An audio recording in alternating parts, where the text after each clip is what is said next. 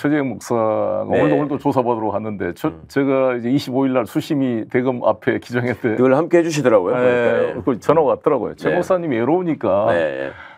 같이 가서 해줬는데 수심이가 이제 엇갈린 판결에 대해서 어떻게 생각하십니까? 김건희는 불기소자라고 얘기를. 이 사람들이 그러니까 자기들이 생각하는 시나리오가 지금 덜컥수로 세 번째 걸린 것 같아요. 첫 번째가 박문진 이사들 가처분 건에서 그렇죠. 그때 법원이 참 법원이 멋있는 판결을 했죠.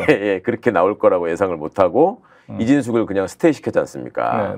거기서 꼬였고 그 다음에 도이치모터스 주가 조작 사건 2심 판결에서 그 손모 씨가 또 방조 자체도 무죄가 될 거라고 기대하고 털어주기 위한 사전 작업을 하고 있었잖아요. 김건희 털어주기 위한 사전 작업. 그렇죠. 거기서 한번 실패했고 이번에도 이제 디올백 관련해서는 이제 아주 묘수라고 생각하면서 이원석이가 자기 손에 피 안 묻히고 정리하는 식으로 수심위를 활용을 한 건데 최재형 목사 측에서 그렇게 한 것이 사전에 사실은 수심위에 회부하기 위한 부위위원회에서 결정해가지고 넘긴 거잖아요. 그렇죠. 그래서 거기에도 가가지고 또 다른 혐의들은 또 다 불기소 의견을 내고 청탁금지법 부분에만 기소 의견을 냈다는 거 아닙니까? 어거지로 거렸던 무슨 주거침입이네 스토킹이네 뭐 이런 부분들은 다 불기소 의견을 냈다는 거고 정말 큰일 난 것 같아요. 그냥 객관적으로 볼 때는. 근데 이 사람들은 이걸 가지고 또 이제 슬슬 또 물타기를 하면서 딴 얘기를 하던데 어제 박성재 장관 얘기하는 거 보니까 또 어떻게 해서 무혐의 결정에 평을 만들어 그럴 텐데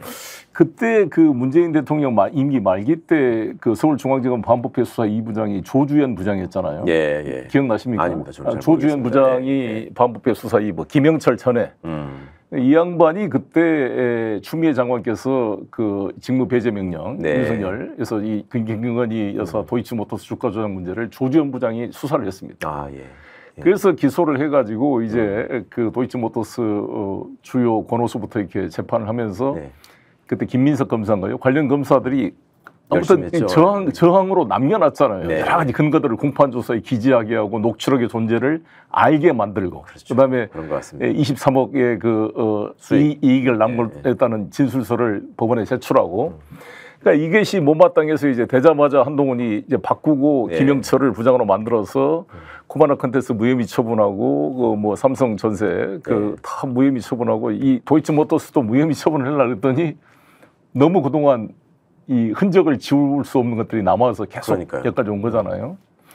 그래서 이번에 말씀한 대로 곳곳에 그래도 최소한의 양심을 지키고자 하는 발버둥이 있다. 이렇게 봅니다. 어제도 JTBC가 단독 보도하는 거 보셨죠? 그 편지. 그러니까 법 재판부에 제출하지 않은 그 주포끼리의 편지. 그다음에 김건희와 이종호 간의 통화 내용. 40회가 통화했다는 거. 이런 것들이 감추고 싶었지만 감춰지지 않고 지금 다 나오고 있는 거 아니겠습니까? 저는 이 부분을 되게 주목해서 보고 있고요. 그렇게 무혐의를 하고 덮어주려고 용을 썼지만 못한 이유가 이렇게 너무나 명확한 증거들이 지금 다 남아있다 보니까 친구들이 하고 싶어도 못했구나. 그러니까 더더욱 특검의 필요성을 이제 확실하게 입증을 해주고 있는 것 같고요. 그러니까 여러 가지 검사 중에 그나마 양심 있는 검사들이 최소한의 저항으로 이러한 근거들을 나중에 추적해서 찾아올 수 있도록 흔적을 저는 남겨놨다 이렇게 생각합니다. 손모 씨가 유죄로 된 것도 사실은 그 항소유서에다가 이거는 방조범으로라도 유죄 판결을 했어야 된다 이런 걸 써놨잖아요. 공소장 변경을 또 했고. 그러니까 나는 그런 역할을 해준 그 검사들은 나중에 역사의 평가를 받을 것이다. 저는 이렇게 생각합니다. 진실이 하여튼 밝혀지게 되면. 그리고 이렇게 이제 국민으로부터 버림받는 정권의 하반기로 가게 되면 그런 양심 선언이 도처에서 나오지 않을까요? 그럴 것 같습니다. 지금 어저께 제가 검찰 내부에 있는 그 검사들한테 몇몇한테 얘기를 들을 기회가 있었는데요. 친구들이 이런 얘기를 합니다. 얘들은 이제 차장이나 지들 말로 검사장급 검사들인데 예전에 이제 저희가 그 대선 패배하고 검찰개혁 법안들을 왜 당시에 권성동 원내대표가 합의를 하고 이렇게 수사범위 축소하는 거 말입니다.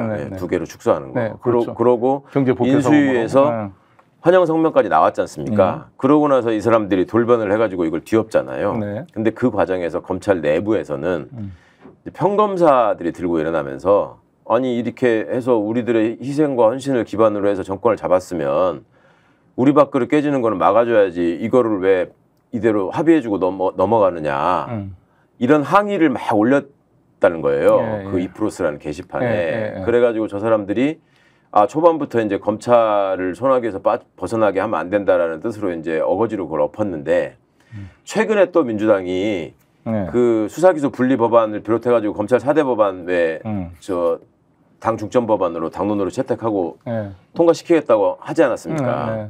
이거에 대해서는 내부적으로 아무런 움직임이 없다는 거예요. 그러니까 왜 이원석 총장도 나가기 전에 뭐 나와가지고 뭐 검사 탄핵 문제나 뭐 그 권한 축소 문제나 이런 거에 대해서는 뭐 직을 걸고 맡겠다느니 뭐 어쩌고 뭐 얘기를 하지 않았습니까? 그리고 거기에 대해서 반대하는 의견들을 소위 검사장급들이 나서가지고 지들이 게시판에다 쓰고 한 게 있었잖아요. 근데 예전에는 그런 게 있으면 밑에 막 윤석열 총장님 무슨 한동훈 검사님 뭐 어쩌고 막 찬양하는 글이 막 수백씩 달리고 했잖아요.